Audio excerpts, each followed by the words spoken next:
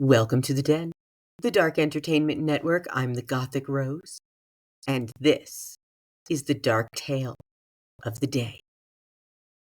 Let me take this moment to reintroduce myself. I am the Gothic Rose, hostess of the Dark Entertainment Network. This is a channel where the news meets conspiracy theories and makes babies in my brain, and it comes out my mouth. I do this because I enjoy it. If you like this type of content, please follow along, because I'm not going to stop.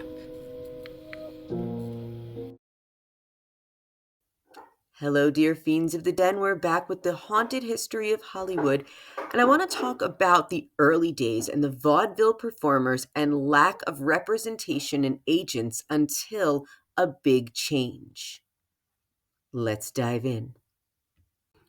Exploitation was big back in the vaudeville days, and many of these actors had little to no representation. So it wasn't just the child actors like Baby June or Daisy and Violet Hilton being exploited not just by theater owners and booking agents, but by their parents and guardians. But all of the other performers also had no formal representation or agents, and this left them very vulnerable to exploitation by theater owners and other booking agents. And all of the contracts were frequently one sided, with performers earning very modest pay and having little to no bargaining power. The lack of standardized agreements meant that many artists faced inconsistent work conditions, long hours, and limited job security. And this is what it's like when you are not in SAG-AFTRA or any kind of union that protects you. It was like this for all of the actors, no matter how big the name was. So this began to change during the Gilded Age, which is the late 19th to early 20th century. And this really started to organize the vaudeville industry. So key figures like Benjamin Franklin Keith and Edward F. Albee established centralized booking offices. This was called the United Booking Office, or the UBO, and this came about in 1906. So these offices streamlined the hiring process, and they also charged performers a commission, which some viewed as another form of control. Now, at the same time, performers started to band together to advocate for their rights, and unions and associations like the White Rats of America, founded in 1900, emerged to challenge unfair practices and demand better treatment. These organizations aimed to protect performers from exploitative contracts and ensure fair wages and working conditions. And then, of course, there was the rise of agents and managers who played a crucial role in shifting all of these power dynamics. So, represented performers gained stronger negotiating leverage, and this led to more equitable contracts and improved working conditions. And the period marks the beginning of a more professionalized entertainment industry, setting the stage for the modern era of talent representation, of which they still take 10 to 15% of your earnings, but it's a vicious cycle and a give and take. One of the first agencies was the William Morris Agency, founded in 1898, now known as William Morris Endeavor.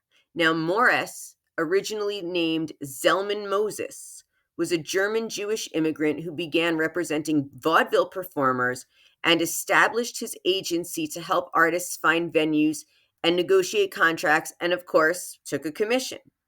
So William Morris Agency represented Charlie Chaplin, the silent film pioneer and comedic genius; Mae West, the glamorous actress and playwright known for her sharp wit; Al Jolson, a celebrated singer and actor, often called the world's greatest entertainer; the Marx Brothers, the comedic siblings who revolutionized humor in film; Frank Sinatra, the legendary crooner and actor; Elvis Presley, the king of rock and roll himself; and Lucille Ball, the beloved star of I Love Lucy, to name a few. So these people all also have, their own history and their own scandals, which we will dive into, but these were some of the first stars represented by the first agency, William Morris.